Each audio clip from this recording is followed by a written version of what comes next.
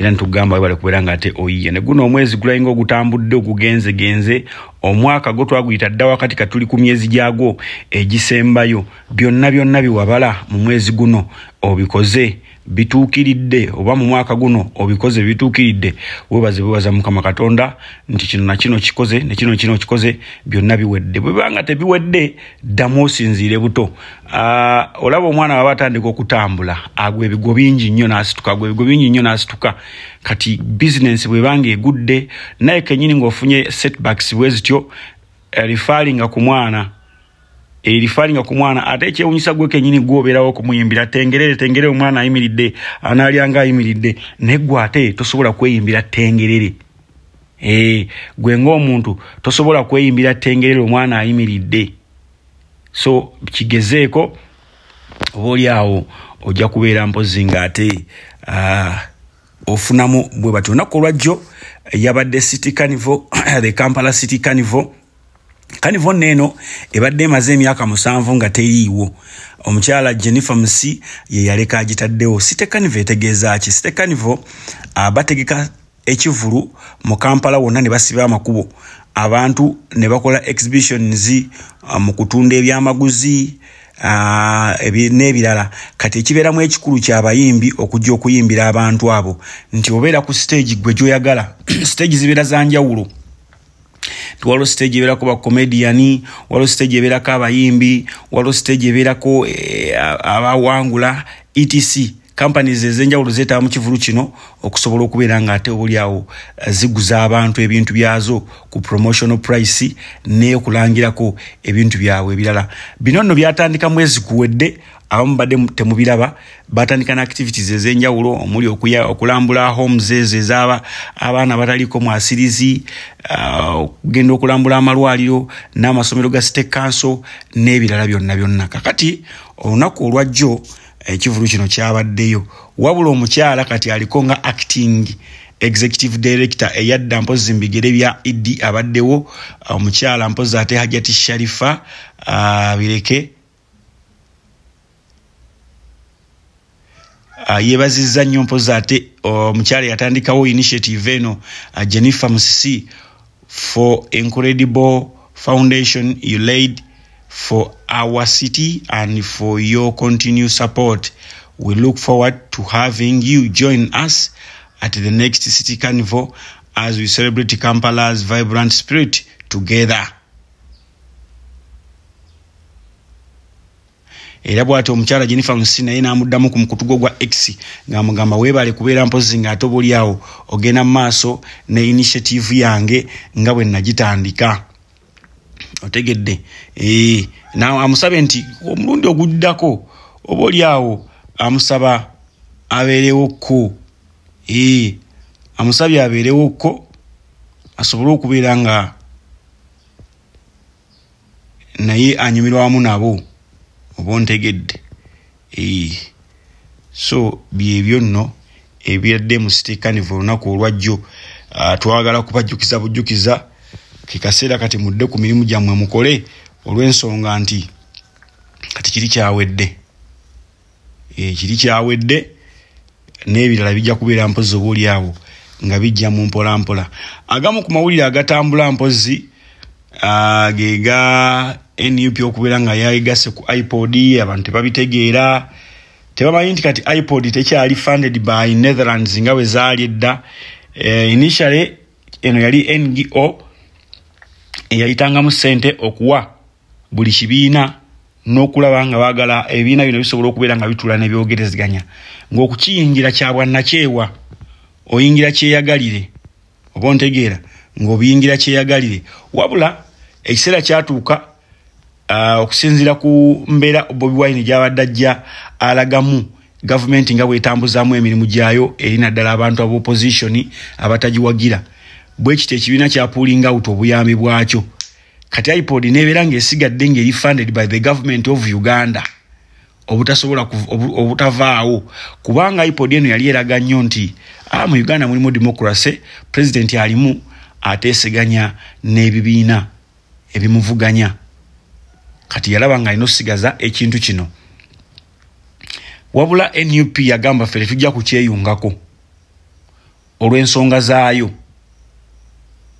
neziwa omuli eddembe ly'obuntu okulinnya eddembe ly'obuntu n'ebirala abduction etc.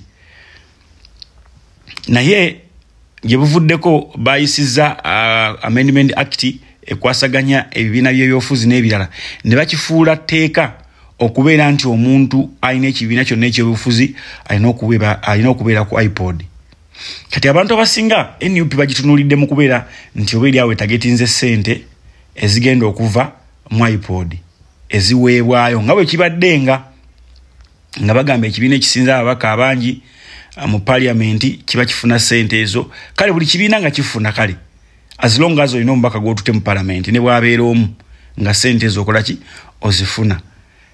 NUP negamba nedda tetuzeetaaga wabula ne balaba gamba kakati tukoze tutya okubaleeta on board by force ne bagunjawo etteeka era lyakafulumizibwa bigamu ku mateeka amapya agafulumye. Naye abantu olw'okuba tebali informed bo balowooza batunulidde nnyo ekya ssente than etteeka nga singa etteeka lino libeera nga omuntu agambye nti kalikwase mu mateeka bulungi nnyo nga birina okutambula wandeekanga nga NUP ekibiina kisobola okuggalwawo oba okusazibwamu certificate yayo nesazibwamu ne bagamba nti ekyo si kibiina kya byabufuzi. Lwaki tebali ku iPod oba muntegeera nti bingi nnyo ebisobola okuleetebwa on board ne mu kooti nga bw'ozimanye eza Uganda nga bisazaamu ekibiina ekya NUP. Ne wankubadde biri bityo NUP yasazeewo negamba tujja kutuula ne twetaaga okufuna ku memorandum of understanding ziyimiridde zitya tusazeewo tweyunge ku iPod naye emitendera giri gitya oba ntegeera. Kakati abagezigezi baviiriddeyo okulaga nti bapondoose bagendalira ku ssente za Mwami Museveni. Ssente zino si za Museveni, ssente za mwi wa musolo, ssente za gavumenti. Ssente yonna ya gavumenti ebira ya mwi wa musolo kubanga basolooza nze naawe ne bakolamu ebintu bingi nnyo oba oli awo ebitambuza eggwanga oba ntegedde. Naye bino byonna bigenza okubaawo nga NUP yateekayo dda omusango eba okwemulugunya kwayo mu kooti. Okwemulugunya kwayo mu kooti ng'egamba okusinziira ku mbeera nga bweri twetaaga ABCD kino batuforcinga buforcinze okukibeeramu ng'ate ffe tetukyagala. Lwaki tukakibwa? Bingi byateeka mu kuwaaba oba mu kuwaaba kwayo nga baagala parliament eddemu ekyuse etteeka eryo liveewo okubeera mu iPod kubeere kwa kyeyagalire so si kwa buwaze oba otegedde kubeere kati wano kyemuba mumanya NUP eri ku iPod lwa buwaze so si kyeyagalire. Era nze kino nja bagamba temukisuubirayo olunaku n'olumu okulaba Bobi Wine ng'agenze ne batuula mu iPod era ojja kwekanga ng'asindise balubongo ya asindise bajjowero abwe batyo naye Bobi Wine nga president tajja labikayo kuba yekyeyewala kwekubya kifaananyi na Museveni. Kuba bo bagamba iPod is about kwekubya bifaananyi tewaliwo dialogue zikolebwa. Kyovolaba wabaddewo bagamba nti naye ebbanga lyonna Dr. Besigye lyabaddewo nga yalidinga opposition abagundi abangi tabeera nko kuki mu iPod yagigaana because by his time Netherlands yali ekyateeka mu ssente nga si byabuwaze oba ntegedde nga si byabuwaze ne kati baakifudde etteeka nga bumanyi gavumenti ya Uganda buli kimu ekifuula nga kyatteeka kyamaanyi nnyo nekola etya kati baakifudde nga kyabuwaze oba ntegedde. Embeera eri etya obulamu obusanze otya tukyatambulira ddala bulungi nnyo. Kale olunaku olwaleero ngenda kubeera mpozi ng'ate nkolayo ka brief summary ku manifesto z'ebibiina ebibiri nga bwe zitambudde bwe bazifulumizza era nga ngenda kutandika ne manifesto ya NUP the National Unity Platform kusinziira nga bwe bategese programs zaabwe 11 program manifesto priority 1 ekinaatandikibwako ddala nga bakakwasibwa obuyinza restore freedom, constitutionalism and human rights, including gender equity. Bagamba nga bakayingira mu buyinza aba NUP bagenda kuzzaawo eddembe ly'obuntu, okuzzaawo enfuga ya constitution oba enfuga y'amateeka, wamu n'okuzzaawo eddembe ly'obuntu nga mwe muli ne omwenkanonkano, gender equity, omwenkanonkano mpozza abaami n'abakyala. Oba okitegedde, ekyo kiri ku mwaliriro ogusooka. Manifesto priority number 2, end corruption and wasteful government expenditure. Bagenda kusala ensaasaanya ya gavumenti, bino ebyokwejera byonna ebisibaya biki omuntu omu afuna akawumbi kalamba omwaka omubaka wa parliament, biki byonna bagenda bikendeereza ddala era bakomekereze oba balinye ku nfeete obuli bw'enguzi n'obulyake n'obukenuzi mu ggwanga. Kiri ku mwaliro gwa kubiri. Omwaliro gw'okusatu kuliko consolidate national unity, rebuild war-born communities, attempozi and eliminate sectarism. Bagamba bagenda kuzza oba okuteekawo okuzza obumu mu ggwanga, national unity, nti bino ebibaddewo abantu beekutuddemu, Banyankole tebakolagana na Baganda, ate Abanyarwanda simanya bali batya guluwa. Bagenda kuzzaawo obumu mu ggwanga lyonna, oba ontegedde, era bazimbe oba n'okulaakulanya communities ezo ezaayuzibwayuzibwa entalo. Ebitundu byonna ebyatagulwatagulwa entalo bagenda kubeera mpozi ng'ate babizimba ku speed ya yiriyiri, era bagamba bagenda na kuggyawo oba kumalawo oba kulwanyisa okwawula n'obusosoze mu mawanga. Obusosoze mu mawanga butwaliramu engaba y'emirimu, engaba y'emirimu eyo nga bw'olaba nti tribes ezimu ziweebwa favor oba ze ziri mu bitongole byonna ebyenjawulo ebya gavumenti. Bagamba ebyo mu nkola eyaabwe tebigenda kubeeramu. Tuli ku manifesto ya National Unity Platform. And then omwaliriro gw'okuna, guarantee equal access to quality public service, clean water, health care, education, energy and public infrastructure. Bagamba nti ku mwaliro gw'okuna bagamba nti bagenda kukakasa nti wabeerawo oba buli kitundu nga kifuna empeereza ennungi, okufuna amazzi amayonjo, ebyobulamu ebirungi, ensoma ennungi, amasannyalaze, gattako n'okuzimba ebizimbe n'enguudo, malwaliro, nguudo, byonna omuntu owa bulijjo ebimuyamba okubeerawo ne bw'aba talina ssente naye ng'asobola okubeera nga yeeyimirizawo nkesa alwadde agenda mu ddwaliro n'ajjanjabwa. Omwana ayagala kusoma, bagenda kuteekawo ensoma ate ey'omulembe nga nnungi ddala. Oba otegedde, amasannyalaze bagatuuse gye galina okutuuka ko n'amazzi amayonjo.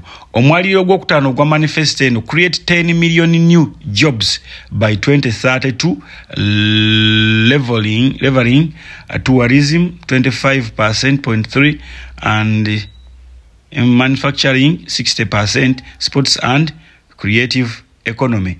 Bagamba nti bagenda tondawo emirimu obukadde 10 emirimu emipya omwaka gwa 2032 bwe gunaatuukira, era nga muno mpozi balaba nti bagenda kulinnyisa ebyobulambuzi ebitundu 25 n'obutundutundu 3 ku buli 100, nga emirimu emingi gigenda okubeera, ate emirala gigenda kubeera nga giva mu makolero oba obuyiiya, manufacturing 60%.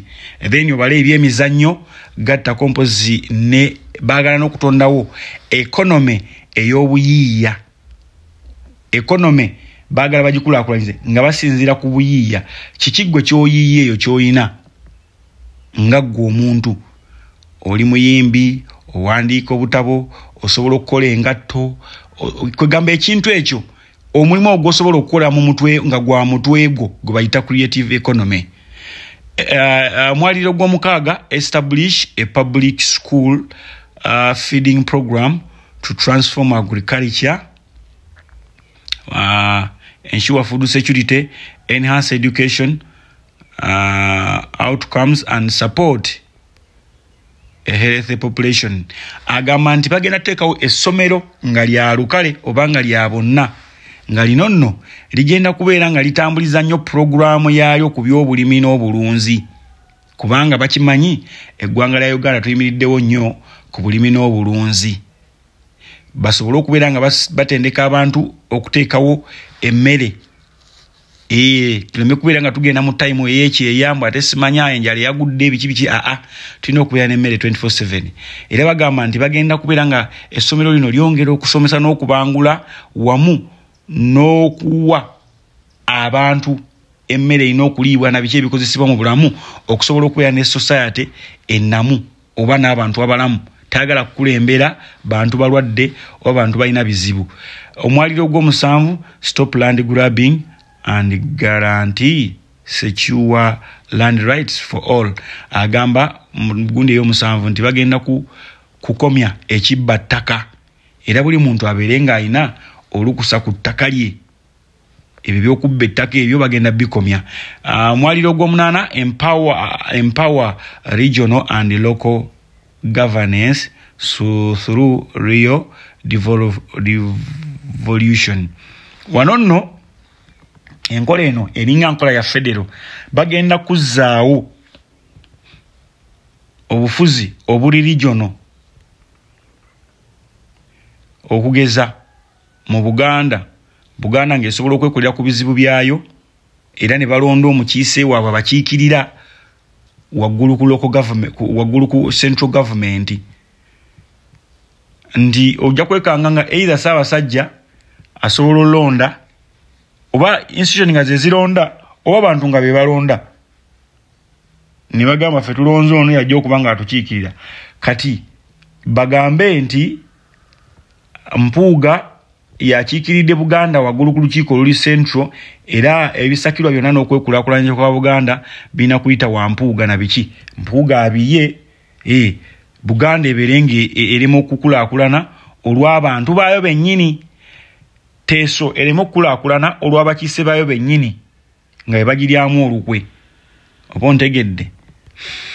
Omwaliro gw'omwenda, position the diaspora as a strategic asset and strengthen foreign policy for Uganda's development and competitiveness. Bagamba nti diaspora oba ensi oba amawanga g'e Bulaaya bagenda gikozesa nnyo ng'ekyokulwanyisa okusobola okuteekawo enkolagana ennungi wakati w'ensi ezo eza Bulaaya ne Uganda okusobola okukulaakulanya Uganda n'okubeera ng'evuganya ku mutindo gw'ensi yonna. Omwaliro ogw'ekkumi, ensure sustainable management of natural resources and climate resilience, including climate change detection, adaptation and mitigation. Bagamba nti natural resources zaffe zonna bagenda ziddamu ate buli awo bazikwasaganye bulungi nnyo. Bino badde batunda golodi eweeru nga bantu babaleebe bamufunamu, first family yeefunamuko ne bajjenoza abatono. Agamba nti ebyo bagenda kubeera nga babimanaginga bulungi nnyo ng'omuntu w'omu kitundu ekyo asobola okufunamu. Omuntu w'omu kitundu ekyo bw'aba ng'alina obusobozi obugamba obubidinga nti nange njagala kagolodi, abeere ng'alina olukusa olwo n'obusobozi obwo ng'ali akikolebwa. Si byagamba nti minerals ziweebe bayindi, ziweebe bazungu, ziweebe bantu balala. Ebyo babiganye, bagamba tebijja kubeera. Ennyingo ey'e11, transform Uganda into a tech-driven economy through leveraging technology, resources and innovation. Bagamba nti Uganda baagala bagifuule ensi oba eggwanga eritambulira ennyo ku tekinologiya. Eggwanga eritambulira ennyo ku tekinologiya okusobola okubeera nga beeyimirizaawo. Tuve mu bino ebyokusabiriza, simanyi ate kakati ebintu olina kyoyagala ate simanyi olina kgenda China ate olina kgenda ayagala Uganda eberenga buli kimwe sobola okukyekolera waneeno technology aberenga improving nga bitono nnyo byetujja ebweru kubanga nga Uganda tulina resources nyingi nnyo. Tugenze ku manifesto mpoza ate ya NRM bano banokoddeko the first 5 NRM points on focus guys no tugenda ita mu nsonga 5 okusinza bozi ba outline nze zibagala growing the economy and creating wealth bagala bakulakulanye ebyenfuna ery'eggwanga n'okuteekawo n'okutondawo obugagga bino bibaze batambulirako ekyo kibadde mu manifesto yaabwe emirundi n'emirundi ekibuzo ne kibeera obugagga bameka abagagga wadde era economy ekyuse oba otegedde industrialization bagenda giteka ku mwanjo mobilizing households to produce goods and services okubeera nga bakunga amaka okubeera nga gakola gateekawo empeere eba gatunda goods and services okutondawo emirimu egyo bwe gityo okutunda ebyamaguzi gatta kompozi n'empeereza investigate in value addition and ensuring high quality produce awona tuyali ku nyingo esooka then tugenda ku infrastructure development wano nno bagamba okuzimba amalwaliro enguudo n'ebintu byonna ebyenjawulo bagamba mu ekyo ennyingo bagenda n'okubeera nga bongera ku social economic infrastructure access the country egere n'amasannyalaze aga layisi entambula eya layisi internet ya layisi byonna bigwa mu infrastructure development ne tugenda ku human development bagala omuntu okubeera nga yeekulaakulanya muno bagenda kuteekamu reforms in curriculum to produce job bagenda kutondawo emirimu egy'enjawulo eri aba creators no nga kyebagala omuntu abeere job creator not job seeker mu kino nno booli awo okusinza ku curriculum empya nga bwala bagitandiseeko okusomesa ng'omwana asobola okuva mu ssomero ng'asobola okwetandikisaawo kya business eyiye so okugenda okunoonya omulimu ogumusasula ensimbi talents baagala zirinnyisa nnyo omuli okuzimba ebyemizannyo infrastructure supporting arts and creatives muno mwe muli abayimbi ne bannabakatemba nabo batadde mu manifesto yaabwe okubakulaakulanya security and governance bagamba nti bagenda kwongera okuwa obukuumi n'obuweereza obulungi obufuzi obulungi muno nno mugenda kubeeramu okugamba nti bagenda kukuuma obulamu bw'abantu n'ebintu byabwe balwanyise obumenyi bw'amateeka impunity combating all threats to our peace and security abonna bonna abaagala okutiisatiisa n'okukangakanga abantu abali mu mirembe gyabwe ne security bagenda benganga n'okugyawo ebikolwa eby'obumenyi bw'amateeka ebitali bituufu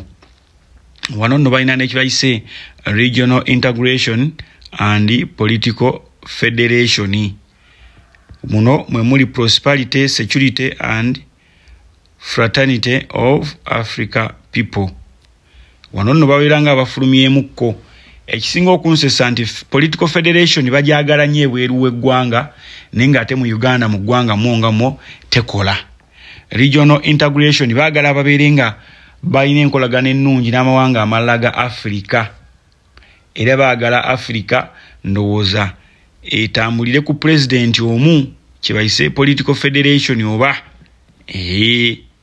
ebyo Mwai Museveni agezezzaako bitondawo naye already baakola nabo bagamba nedda abali mu East African Community bagamba nedda ekyo tekisoboka kubaawo ffe tetukyetaaga genda mu comment section tubulire ennyimba ezo zafulumira wali luddawa ku Facebook ku Instagram oba Blue Sky ojja kubeera nga ate mwana oyongera otuwa obuwagizi bwo olutalo nno bannayite babaawe kati mukkiriza wano ku Bobi Wine abantu bano luli babadde batulaga bannabyabufuzi bonna abaka ba parliament n'abalala nga batulaga nti batuyamba buyambi otukiikirira mu parliament owulira era nga tubalonda ne batuula eyo ne bakola bye bakola ku mulembe gwa Kyagulanyi mwe tulabidde bannabyabufuzi bakwatira mu buli bw'enguzi wetulabidde baani ababadde beerimba nti opposition naye nga si opposition. Naye tewali muntu yalumiddwa kaadi nga Sseggona atuuse n'okubeera nga aweyinga level of education obuyigirize bwa walukagga nga abuwewula oyo teyasoma naye nga abyogerera mu bantu ate oleda abataasomerako ddala. Bantu mwe bannabyabufuzi mu kitegeere kino nti abantu ababalonda 90% tebaasoma, 10% beba elite bebaasoma, naye ate the 10% yaba elite, it is only 5% abalonda. It is 5% abalonda. Kati 90% abataasoma weekanga nga bakola ebitundu nga 7 kale abalonzi. Kati bwoba odi campaigninga munno toleeta bitabo nti gundi teyasoma ono ajja kunyiiga olw'ensonga mu kwogera ebigambo byo ng'ojerega abataasoma oba ojeregeramu n'abalonzi bo. Ndowooza level of education tekyandibadde kikulu nnyo bw'oba onoonya akalulu kubanga gy'okanoonyeza abasinga tebaakola ki? Tebaasoma.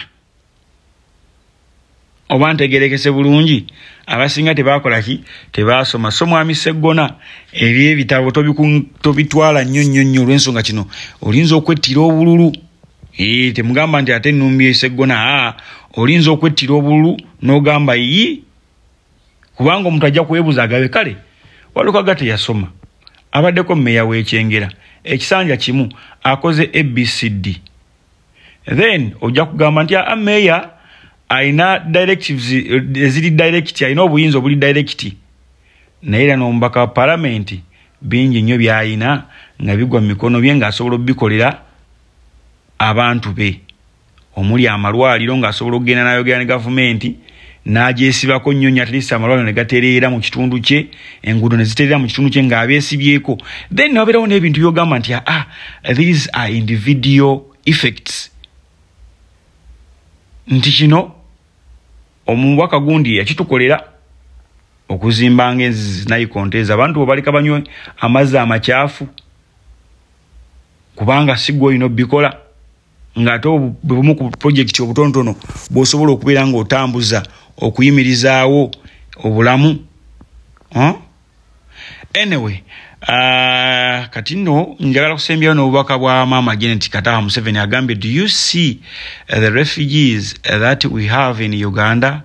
All of these refugees come to Uganda because they have no peace in their countries. If we don't value the peace, unity and freedom that we have in our country, we will divide Uganda and regret it. Yagamba nti mulaba ba refugees oba bagwira oba abanoonyi b'obubudamu betufuna mu ggwanga Uganda nti tulina bangi nnyo bajja mu Uganda lwa nsonga tebalina mirembe mu nsi yaabwe. Kikibaleeta muno, tebalina mirembe mu nsi zaabwe. N'olw'ensonga eyo muwenye ekitiibwa eddembe lye mulina. Bwe mutaakikole mujja kwekanga nga tulifiiriddwa oba nga tutuuse okwetematemamu. Ebigambo bya Maama Kataha byenjagadde okusembayo nabyo newankubadde nti bijjire mu time ng'ate ndi mu kumaliriza show, naye obutonotono bwe nsobola okukubirako ku bubaka bwe nti Uganda efunamu mu kuhostinga aba refugees kyekisooka. Efuna ssente mu kitongole ekikwasaganya aba refugees mu nsi yonna. Uganda efunamu nnyo nno ddala, eweebwa ssente era omugabo obutemwa. So kati yo yakugulawo oluggi lwayo abagwira bonna bajje muno Uganda kubanga emanyi efunamu. Ekyo maama takyogeddeeko. Ekyo maama takyogeddeeko. Simanyi kyoba kigwawa. Naye nga byebyo ebya Uganda. Anyway, sijja kusuka wano kambeerekereze mbere bulungi mweraba.